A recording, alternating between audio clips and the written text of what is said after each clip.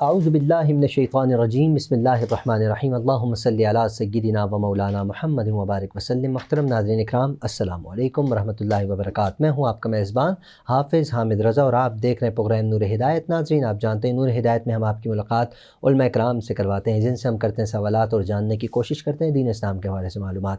آج کے ہمارے معزز مہمان خوبصورت انداز میں گفتگو فرماتے ہیں، میری مراد محترم المقام جناب حضرت علامہ مولانا مفتی عبدالرؤف مدنی صاحب دامت برکاتہم العالیہ۔ آپ کی ملاقات بھی کرواتے ہیں، پھر میں انشاءاللہ آج کا جو ہمارا موضوع ہے اس حوالے سے بھی آپ کو آگاہ کرتا ہوں۔ حضرت السلام علیکم ورحمۃ اللہ۔ وعلیکم السلام ورحمۃ اللہ وبرکاتہ۔ حضرت کیسے مزاج، خیریت سے ہیں جی؟ الحمدللہ، آپ خیریت سے؟ اللہ کا احسان، بہت بہت شکریہ جی آپ کی تشریف آوری کا۔ کافی دنوں بعد آج آپ کا دیدار ہوا، آپ تشریف لائے، آپ کی مصروفیات ہوتی ہیں۔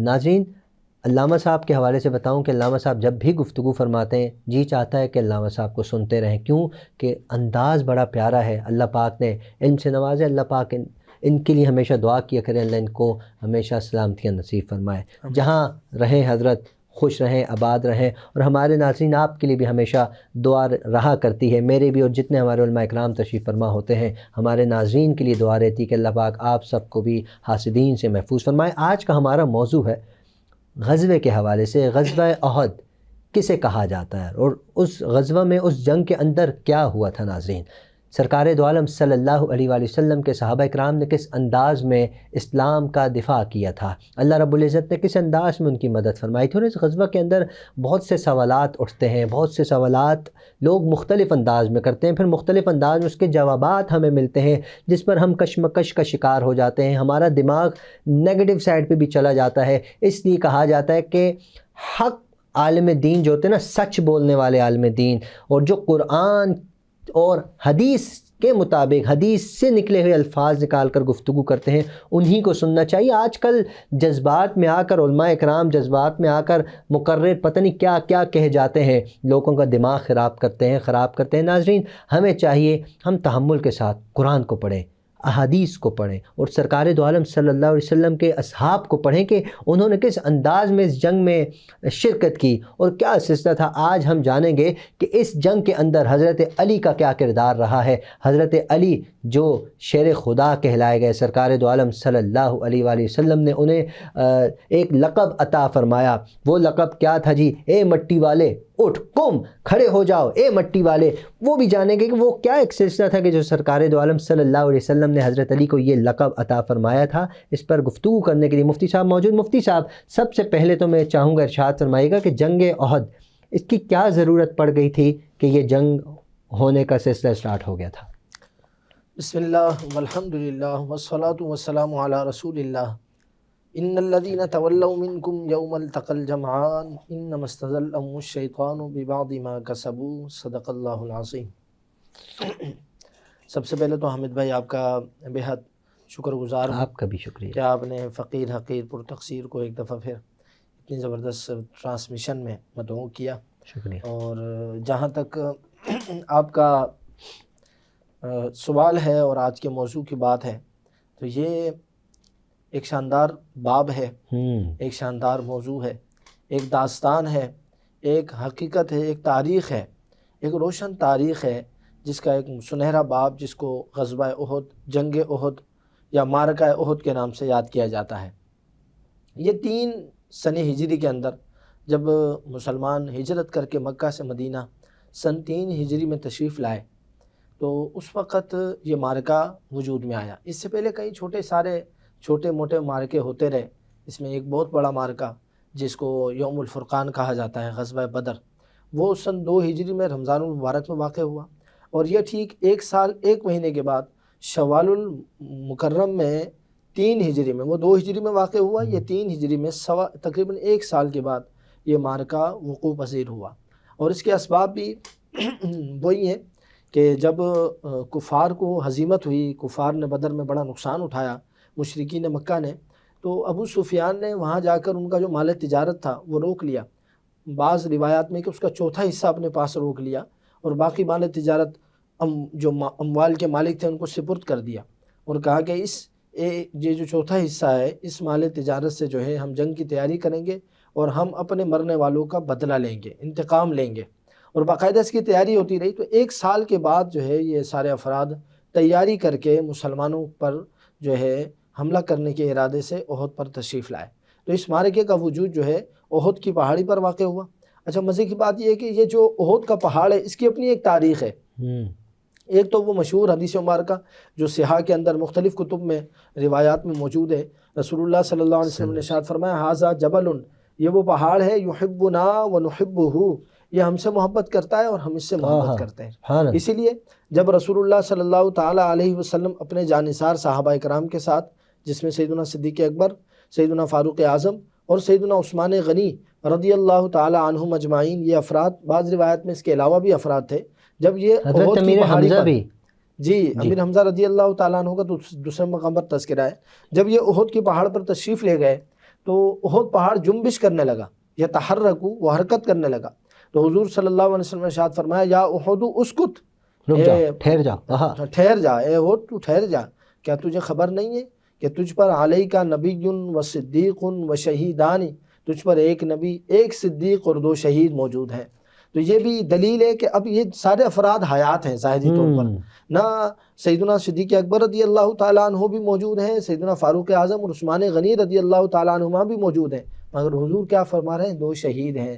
تو پتہ یہ چلا اور کوئی غیب کیا تم سے نہاں ہو بلا، جب نہ خدا ہی چھپا تم پہ کروڑوں درود، سبحان اللہ، سب کچھ میرے حضور جانتے ہیں، جو ہو چکا جو ہوگا حضور جانتے ہیں۔ بے شک۔ تو یہ احد کی بڑی تاریخ ہے۔ اچھا، اس سے پرانی بھی ایک تاریخ مورخین نے کتاب میں لکھی ہے احد کے حوالے سے، وہ یہ ہے کہ جب حضرت موسیٰ علیہ السلام تشریف لے گئے تھے کوہ طور پر، تو وہاں ایک دھماکہ ہوا تھا، خر موسیٰ صاعقا جعلہ دکا، وہ جو پہاڑ تھا وہ ریزہ ریزہ ہو گیا۔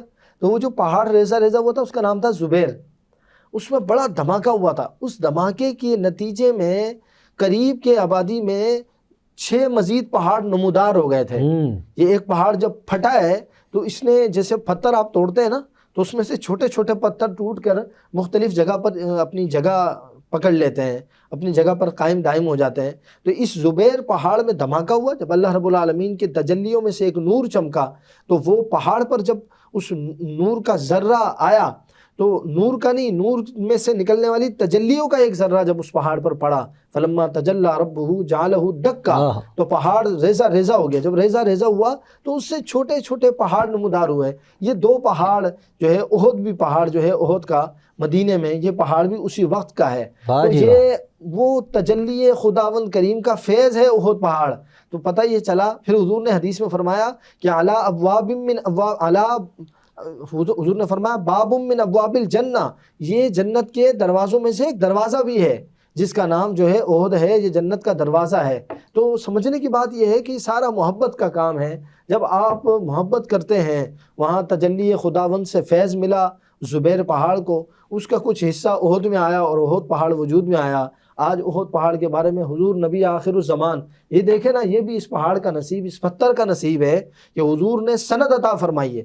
پتھروں میں بھی تو دیکھیں نا، یہ کمال والا پتھر ہے جی، یہ پہاڑ جنت کا پہاڑ بھی ہے، جنت کا دروازہ ہے۔ اور حضور نے فرمایا یحبنا ونحبہ، یہ ہم سے محبت کرتا ہے، ہم اس سے محبت کرتے ہیں۔ اس پہاڑ پر جو ہے یہ معرکہ ہوا، اور یہ اب دیکھیں کہ یہ بھی اسی پہاڑ کا نصیب ہے کہ اس پہاڑ پر حضور کے پیارے چچا سیدنا امیر حمزہ رضی اللہ تعالیٰ عنہ کی شہادت ہوئی۔ حضور کے پیارے پیارے صحابہ مصعب بن عمیر جو علم بردار مصطفیٰ تھے، جن کے ہاتھ میں رسول اللہ صلی اللہ علیہ وسلم کا جھنڈا تھا، آپ کی جماعت کا جھنڈا تھا، وہ شہید ہوئے۔ حضور صلی اللہ تعالیٰ علیہ وسلم کا چہرہ مبارک زخمی ہوا، دندان مبارک زخمی ہوئے، وہ خون مبارک اسی پہاڑ پر آیا۔ تو یہ پہاڑ، اس کی اپنی ایک داستان ہے۔ اچھا، ایک سوال قطع کلامی معاف، یہ بھی کہا جاتا ہے کہ اس پہاڑ کے حوالے سے کہ یہاں پر سرکار دو عالم صلی اللہ علیہ وسلم جب کہیں جانے لگے تو یہ پہاڑ بھی ان کے پیچھے جانے لگا۔ ان کے جب پیچھے جانے لگا تو سرکار دو عالم صلی اللہ علیہ وآلہ وسلم نے پہاڑ کو اشارہ کیا کہ اے پہاڑ رک جا۔ میں چاہوں گا اس کی بھی اگر تھوڑی سی وضاحت فرما دیجئے، یہ مختلف ہم سنتے ہیں علماء اکرام سے، کیا فرماتے ہیں آپ؟ یہ مختلف روایات ہیں جس کے بارے میں جو ہے مورخین نے اور انہوں نے بیان کیا ہے اس پہاڑ کی تاریخ میں۔ جس طرح میں نے عرض کیا کہ بہت کچھ اس کی تاریخ میں موجود ہے، اس کوہ کے دامن میں بہت سے راز موجود ہیں۔ یہاں سے ایک بات سمجھ میں آتی ہے، قرآن مجید کی وہ آیت بھی عرض کروں گا، اب اپنے موضوع سے نکل جائیں گے، مختصراً عرض کروں۔ قرآن میں اللہ فرماتا ہے وَإِنَّ مِنَ الْحِجَارَةِ لَمَا يَتَفَجَّرُ مِنْهُ الْأَنْهَارُ وَإِنَّ مِنْهَا لَمَا يَشَّقَّقُ فَيَخْرُجُ مِنْهُ الْمَاءُ وَإِنَّ مِنْهَا لَمَا يَهْبِطُ مِنْ خَشْيَةِ اللَّهِ۔ یہ پتھر سارے ایک جیسے نہیں ہیں کہ پتھر بے جان ہیں اور ان میں کچھ نہیں، کچھ وہ ہیں جو روتے ہیں، چشمے جاری ہوتے ہیں، کچھ وہ ہیں جن سے جو ہے نا چشمے پھوٹ پڑتے ہیں، کچھ وہ ہیں جو سخت دل ہیں، سنگ دل ہیں۔ تو پتھروں میں یہ ہے ایک پتھر، جہاں اس پتھر کی بات ہوئی ہے، یعنی اس پہاڑ کی بات ہوئی ہے احد کی، کہ جنت کا دروازہ ہے، یہ رسول اللہ صلی اللہ علیہ وسلم اور ان کے اصحاب سے محبت کرتا ہے۔ ٹھیک اسی طرح ایک پہاڑ ہے جس کے بارے میں کہا گیا ہے کہ وہ بغض رکھتا تھا رسول اللہ صلی اللہ تعالیٰ علیہ وسلم سے، اور اسی لیے اسے نار دوزخ ملے گی، دوزخ کی آگ بنا دیا جائے گا، اس کا ایندھن بنا دیا جائے گا۔ تو اس طرح جو ہے پتھروں میں بھی ایک تاثیر ہے، اپنی پتھروں کی تاثیرات اپنی جگہ موجود ہے۔ بہرحال یہ معرکہ جو ہے ایک تاریخی معرکہ ہے۔ اچھا علامہ صاحب، ایک سوال اور مفتی صاحب میں چاہوں گا جنگ احد کے حوالے سے، ہم اپنے موضوع کی طرف آگے بڑھتے ہیں، کہ جنگ احد کے حوالے سے بتایا جاتا ہے، مختلف گفتگو کرنے والے بتاتے ہیں کہ وہاں صحابہ کرام جگہ چھوڑ کر چلے گئے تھے، تو یہ ہو گیا تھا، وہ ہو گیا تھا، پھر اس کے نتائج بہت مختلف ہوتے ہیں، کیونکہ ہماری تو زبان بھی کامتی ہے اس طرح کے کچھ بھی الفاظ ادا کرنے سے۔ میں چاہوں گا علماء حق اس حوالے سے کیا فرماتے ہیں، اور ہمیں حدیث مبارکہ سے صلی اللہ علیہ وسلم سے ہمیں کیا ملتا ہے، ارشاد فرمائیے گا۔ جی حامد بھائی، یہ بہترین آپ نے سوال کیا ہے، اور میں چاہوں گا تھوڑا سا اس میں مجھے ٹائم دیا جائے۔ بالکل حضرت، کیونکہ یہ سب سے پہلی بات تو بنیادی طور پر یہ ذہن میں رکھی جائے کہ اس غزوہ میں یہ رسول اللہ صلی اللہ تعالیٰ علیہ وسلم کے 27 سے زیادہ جو غزوات ہیں، ان غزوات میں یہ غزوہ احد یہ واحد غزوہ ہے جس میں مسلمانوں کو ظاہری طور پر فتح نصیب نہیں ہوئی۔ اب ذہن میں یہ بات آتی ہے جب فتح نصیب نہیں ہوئی تو شکست ہوئی ہوگی، شکست بھی نہیں ہوئی، کیونکہ شکست یہ ہوتی ہے کہ سامنے والا جو لشکر ہے وہ آپ کا مال و متاع لے جائے، آپ کے سربراہان کو یا تو شہید کر دے یا قتل کر دے، اور یا پھر جو ہے قید ہی کر کے لے جائے۔ ایسا بھی کچھ نہیں ہوا، تو اس کا نتیجہ جو ہے بغیر کسی کامیابی اور ناکامی کے ختم ہو گیا۔ اس میں یوں کہہ سکتے ہیں کہ مسلمانوں کو زیادہ نقصان ہوا اور مشرکین مکہ کو کم نقصان ہوا۔ یہ بات ذہن میں رکھی جائے سب سے پہلے۔ بلکہ شیخ محقق علی الاطلاق عبدالحق محدث دہلوی رحمۃ اللہ تعالیٰ علیہ نے مدارج النبوہ میں اور مواہب کے اندر امام قسطلانی رحمۃ اللہ علیہ نے قول نقل کیا ہے کہ جو شخص یہ کہے کہ احد میں مسلمانوں کو شکست ہوئی ہے، رسول اللہ صلی اللہ علیہ وسلم کو ہزیمت ہوئی ہے، اسے کوڑے لگائے جائیں۔ اگر وہ اپنی اس بات سے توبہ نہ کرے تو اسے قتل کر دیا جائے، اتنی سختی کی گئی ہے۔ یعنی یہ کہنا کہ رسول اللہ صلی اللہ تعالیٰ علیہ وسلم کو شکست ہوئی، نقصان ہوا، تو آپ صلی اللہ تعالیٰ علیہ وسلم تو مدینہ سے نکلنے سے پہلے اعلان کر کے گئے تھے کہ اللہ کی مدد ملے گی۔ یہ تو خود رسول اللہ صلی اللہ علیہ وسلم کی شان میں قدغن ہے۔ ہاں، پھر کیوں ایسا ہوا؟ کچھ نتائج جو توقع کے خلاف آئے، معمول کے خلاف سامنے آئے، اس کی وجہ کیا ہے؟ اس کی مین وجہ یہ ہے کہ ایک صحابی ہیں حضرت عبداللہ بن جبیر، جب رسول اللہ صلی اللہ تعالیٰ علیہ وسلم احد میں آئے تو آپ نے مختلف افراد کی مختلف ذمہ داری لگائے۔ جنگ میں میسرہ بنایا جاتا ہے، میمنہ بنایا جاتا ہے، مختلف گروہ تشکیل دیے جاتے ہیں جن کی ذمہ داری ہوتی ہے سامنے والے کو سنبھالنا، پیچھے سے سنبھالنا، دائیں جانب سے سنبھالنا، سیدھی جانب سے سنبھالنا۔ پہلی بات تو یہ کہ جب رسول اللہ صلی اللہ تعالیٰ علیہ وسلم میدان احد میں اترے تو احد کی پہاڑی آپ کے پیچھے تھی اور مدینہ آپ کے سامنے تھا، یعنی ترتیب یوں تھی کھڑے ہونے کی۔ احد آپ کے پشت پر تھا اور مدینہ مبارک آپ کے سامنے تھا۔ اس انداز سے آپ تشریف فرماتے۔ دائیں جانب پر ایک گھاٹی تھی، انین کا مقام کہلاتا ہے یہ، انین کا ایک پہاڑ تھا، اس میں جو ہے ایک گھاٹی تھی، ایک سائڈ سی بنی ہوئی تھی جہاں سے راستہ تھا۔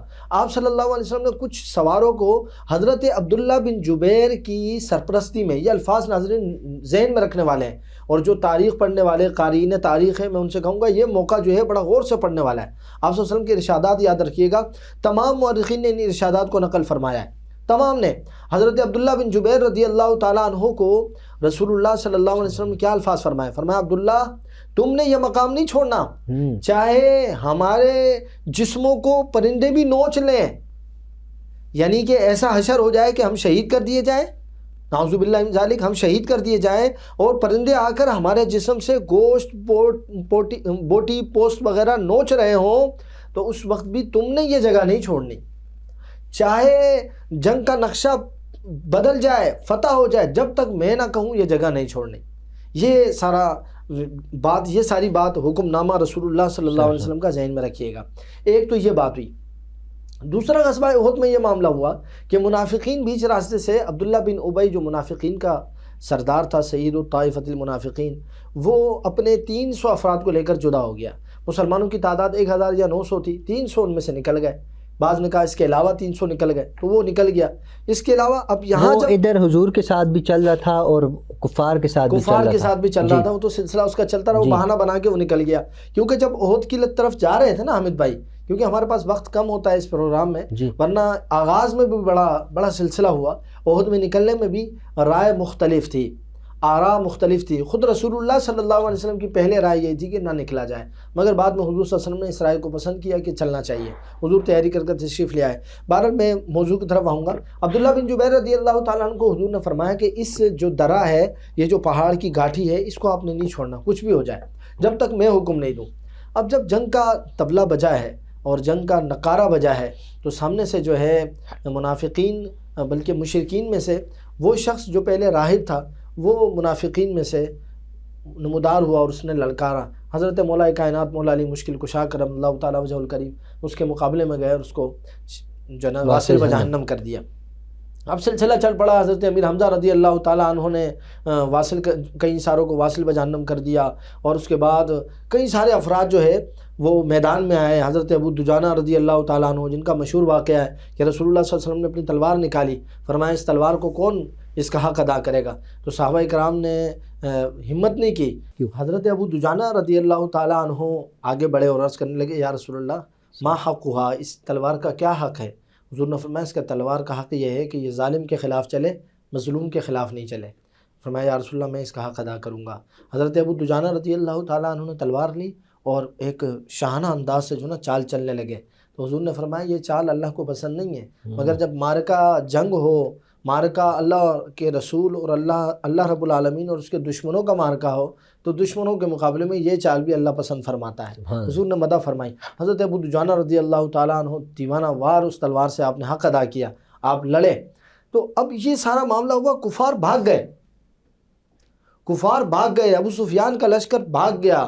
حضرت ابو سفیان کی جو زوجہ ہندہ تھی، بعد میں دونوں مسلمان ہو گئے تھے، وہ جو نوحہ کرنے والی خواتین تھیں ان کے ساتھ نوحہ کر رہی تھی، وہ رونے لگ گئی، بھاگ گئی، ایک دوڑ لگ گئی۔ تو جب جنگ ختم ہوتی تھی نا، تو کفار اپنا ساز و سامان چھوڑ کر اپنی جان بچا کر بھاگ جاتے تھے، جان بچانے کو غنیمت سمجھتے تھے، وہ بھاگ گئے یہاں سے۔ مسلمان جو ہے وہ کہ اب کفار تو چلے گئے، وہ مال غنیمت جس طرح معمول کے مطابق جنگ کے خاتمے میں ہوتا ہے مال غنیمت جمع کرنے لگے، تو وہاں عبداللہ بن جبیر کھڑے ہوئے تھے۔ اچھا، اس سے پہلے اسی گھاٹی پر کفار نے پیچھے خالد بن ولید کو کھڑا کیا ہوا تھا، وہ اس ٹائم مسلمان نہیں ہوئے تھے۔ حضرت اکرمہ بن ابو جہل وہ بھی مسلمان نہیں ہوئے تھے، اس جنگ میں وہ کفار کی طرف سے آئے ہوئے تھے۔ خالد بن ولید بھی کفار کی طرف سے آئے ہوئے تھے، تو وہ بار بار تیروں سے حملہ کرتے تھے، لیکن عبداللہ بن جبیر کا لشکر ان کے تیروں کا جواب دیتا تھا، تو ان کو آنے نہیں دیتا تھا، وہ طاق میں بیٹھے ہوئے تھے خالد بن ولید۔ بہرحال وہ بھی اپنے دل سے یہ بات تسلیم کر چکے تھے کہ اب ہمارے ہاتھ کچھ نہیں آنے والا، وہ جانے ہی والے تھے۔ ادھر عبداللہ بن جبیر کے لشکر میں کچھ صحابہ کرام نے جو ہے اپنی رائے دی، اور وہ عرض کرنے لگے کہ جنگ تو ختم ہو گئی ہے، چلنا چاہیے۔ حضرت عبداللہ بن جبیر نے کہا نہیں، رسول اللہ صلی اللہ علیہ وسلم نے منع فرمایا کہ یہ جگہ ہم نے نہیں چھوڑنی۔ اب آپ اس منظر کو دیکھیں کہ وہاں سے کفار جا چکے ہیں، کفار سارے جا چکے ہیں، جا رہے ہیں، بھاگ رہے ہیں، مسلمان ان کے پیچھے بھاگ رہے ہیں، کچھ مسلمان مال جمع کر رہے ہیں، یعنی ایک طرح سے جنگ کا نقشہ ختم ہو گیا، مسلمان فتحیاب ہو رہے ہیں۔ ادھر سے عبداللہ بن جبیر کے جو صحابہ کرام ہیں یہ رائے دینے لگے کہ جنگ تو ختم ہو گئی۔ اب ان کے ذہن سے وہ بات نکل گئی کہ رسول اللہ صلی اللہ علیہ وسلم نے حکم بھی دیا تھا۔ عبداللہ بن جبیر نے یاد دلایا، فرمایا حضور نے یہ فرمایا تھا جنگ ختم ہو گئی، تو اب چلو۔ فرمایا نہیں، حضور نے حکم دینا ہے تو پھر ہم نے جانا ہے۔ بہرحال وہ کچھ صحابہ کرام گئے، تعداد کم ہوئی۔ خالد بن ولید نے اب جب حملہ کیا تو اس حملے کا مقابلہ نہیں ہو سکا، اور وہ یہاں سے آیا، پیچھے سے جب اس نے وار کیا، جو مسلمان موجود تھے، کیونکہ جب آپ جنگ کے لیے تیار ہوتے ہیں ماحول اور ہوتا ہے، جب جنگ ختم ہو گئی تو پھر ماحول اور ہوتا ہے، کوئی اپنی تلوار رکھ لیتا ہے، کوئی اپنی زرہ اندر ڈال دیتا ہے، اپنی جو نیزہ ہے اس کو اندر ڈال دیتا ہے، اس کے میان میں ڈال دیتا ہے، تلوار کو، تیروں کو رکھ دیتا ہے سائڈ پہ۔ تو وہ جنگ کی تیاری ایک طرح سے صف بندی ختم ہو گئی تھی، ماحول ختم ہو گیا تھا۔ اب کفار نے جب پیچھے سے حملہ کیا تو یک دم ہی وہ معاملہ سارا جو ہے تتر بتر ہو گیا، اور اتنا برا حال ہو گیا، میں آپ کو بتاؤں اتنا برا حال ہو گیا، اتنی گرد و غبار اڑی کہ پہچان نہیں ہو رہی تھی کہ مسلمان کو شہید کر رہے ہیں یا کفار کو شہید کر رہے ہیں۔ خود حضرت حذیفہ رضی اللہ تعالیٰ عنہ مسلمانوں سے کہتے رہے کہ اے صحابہ کرام، یہ میرے والد ہیں یمان، حضرت یمان رضی اللہ تعالیٰ عنہ شہید ہوئے، فرمایا کہ یہ میرے والد ہیں، ان کو چھوڑ دو۔ کہ مسلمانوں کو یہ لگا صحابہ کرام کو کہ ان کے والد نہیں ہیں، کیونکہ عجیب سی گھمسان ہو گئی نا، عجیب سی کشمکش ہو گئی۔ حضرت حذیفہ بن یمان رضی اللہ تعالیٰ بعد میں استغفار کرتے رہے کہ یا اللہ ان مسلمانوں کو معاف فرما دے جنہوں نے میرے والد کو شہید کیا۔ مسلمانوں کے ہاتھ سے ایک مسلمان شہید، یعنی اس طرح کی گھمسان کی جنگ ہوئی جس میں رسول اللہ صلی اللہ علیہ وسلم کو بھی تکلیف پہنچی، تو کفار کی طرف سے یہ اعلان کر دیا گیا کہ قد قتل محمد صلی اللہ علیہ وسلم، کہ نعوذ باللہ من ذالک، اللہ کے رسول شہید کر دیے گئے۔ جب یہ اعلان سنا نا صحابہ نے کہ اللہ کے رسول شہید کر دیے گئے، تو پھر صحابہ کرام جو ہے وہ، کچھ صحابہ کرام پریشان ہو گئے، کچھ صحابہ کرام جو ہے وہ بس اب ختم ہو گیا، انہوں نے سوچا کہ اب معاملہ ختم ہے، تو کچھ صحابہ کرام میدان سے چلے گئے، میدان سے چلے گئے۔ یہ جو بدبخت ہے نا، وہ اس چلے گئے کوئی الفاظ سے دہراتے ہیں کہ وہ بھاگ گئے، نعوذ باللہ من ذالک، وہ چلے گئے۔ اب اس سارے، جب آپ جنگ کے معرکوں کو اس طرح دیکھیں گے تو پھر ان کے ذہن نے یہ فیصلہ کیا کہ اب جانا چاہیے۔ بعض ڈٹے رہے۔ مولا کائنات مولا علی مشکل کشا کرم اللہ تعالیٰ وجہ الکریم فرماتے ہیں کہ جب میں نے یہ سنا نا کہ حضور صلی اللہ علیہ وسلم گویا کہ نعوذ باللہ شہید کر دیے گئے، تو مولا علی فرماتے ہیں میں نے اپنے دل میں کہا کہ حضور صلی اللہ علیہ وسلم گئے تو اب دنیا میں کیا رہنا، اب تو ان کفار سے لڑنا ہے، یا تو ان سب کو ختم کر دوں گا یا خود میں حضور شہید ہو کر حضور کی بارگاہ میں پیش ہو جاؤں گا۔ تو آپ لڑنے لگ گئے۔ بعد میں ایک روایت میں یہ بھی ہے جسے شیخ عبدالحق محدث دہلوی رحمۃ اللہ علیہ نے بھی بیان فرمایا ہے، تو حضور نے مولا علی سے پوچھا، مولا علی جب دیگر چلے گئے تھے تم کیوں نہیں گئے؟ فرمایا یا رسول اللہ صلی اللہ تعالیٰ علیہ وسلم، میں نے آپ کا ساتھ دینے کا، آپ کے ساتھ دینے کو ترجیح دی کہ میں آپ کے ساتھ ہی دوں گا، کفار کو مارتے مارتے چاہے شہید ہو جاؤں چاہے واپس لوٹوں، لیکن میدان چھوڑ کر نہیں جاؤں گا۔ تو اس طرح اس میں حضرت عثمان غنی رضی اللہ تعالیٰ عنہ جو ہے وہ بھی چلے گئے تھے، اس لیے قرآن مجید کی آیت مبارکہ اتری ہے۔ چوتھے پارے کی جو میں نے خطبے میں عرض کی، اللہ فرماتا ہے ان الذین تولوا منکم یوم التقى الجمعان، جس دن دو گروہ ملے اس دن تم میں سے کچھ افراد پھر گئے تھے۔ تولوا معنی ہوتا ہے پھر جانا، لوٹ آنا۔ تم میں سے کچھ افراد لوٹ گئے تھے۔ انما استزلهم الشیطان ببعض ما کسبوا، شیطان نے ان کو بہکا دیا تھا، کیونکہ وہ عبداللہ بن جبیر کے لشکر میں جو صحابہ کرام مختلف ہو گئے تھے، رائے ان کی مختلف ہو گئی، تو شیطان اس میں کار فرما تھا۔ اور بعض کہتے ہیں کہ شیطان نے یہ آواز بلند کی تھی کہ محمد نعوذ باللہ قتل کر دیے گئے، شہید کر دیے گئے، یہ شیطان کی آواز تھی، صدا تھی، اس لیے شیطان نے گمراہ کر دیا مسلمانوں کو۔ صحابہ کرام کو متزلزل کرنے میں شیطان نے اپنا کردار ادا کیا۔ اللہ فرماتا ہے وَلَقَدْ عَفَا اللَّهُ عَنْهُمْ، اللہ نے ان سب کو معاف کر دیا۔ اب سوال یہ ہے کہ اللہ کا قرآن جن کو معاف کر دے، جن کے بارے میں نص آ جائے، نص صریح، نص قطعی آ جائے کہ یہ جنتی ہیں، ان کو معاف کر دیا، آج کا کوئی 1400 سال کے بعد کا کم ایمان، کم یقین رکھنے والا مسلمان کہے کہ وہ بھاگ گئے تھے، تو یہ اس کی بدبختی ہو سکتی ہے، بے ادبی ہو سکتی ہے۔ ورنہ غزوہ احد وہ ہے، یہ تو کچھ بھی نہیں، اس پہ ایک پروگرام ہوا ہے، میں چاہوں گا کہ مجھے اور گفتگو کا جیسے پہلے بھی موقع دیا ہے، اس پہ ہمیں ایک اور پروگرام کریں، اس کے بہت سارے خد و خال ہیں۔ غزوہ احد اتنی عظیم اور شاندار، اس کی اتنا قصہ ہے، اس میں اتنی باتیں ہیں کہ جو مسلم امہ کے لیے، خاص کر ہمارے نوجوانوں کے لیے اس میں بہت سارے اسباق ہیں، دروس ہیں جن کو سمجھنا ہے، سمجھانا ہے۔ تو میں سمجھتا ہوں کہ اس پہ مزید بات ہونی چاہیے۔ بالکل۔ تو مختصر یہ ہے کہ یہ غزوہ یہ تھا جس کا نتیجہ جو ہے مسلمانوں کو نقصان اٹھانا پڑا، لیکن کفار کو بھی فتح نہیں ہوئی۔ اللہ تعالیٰ سمجھنے کی توفیق عطا فرمائے۔ آمین۔ بہت بہت شکریہ مفتی صاحب، آپ نے بہت ہی خوبصورت انداز میں اور بڑے مختلف دلائل کے ساتھ آپ نے گفتگو فرمائی، اور ہمارے ناظرین نے یقیناً اس سے مستفید ہوئے ہوں گے۔ ناظرین اکرام، ہمیشہ کی طرح پروگرام کا وقت اختتام کی جانب ہے۔ آپ سب سے گزارش ہے اپنے اہل و عیال، اپنے پڑوسی، اپنے رشتہ دار سب کا خیال رکھیے، ہم سب کو اپنی دعاؤں میں یاد رکھیے۔ السلام علیکم ورحمۃ اللہ۔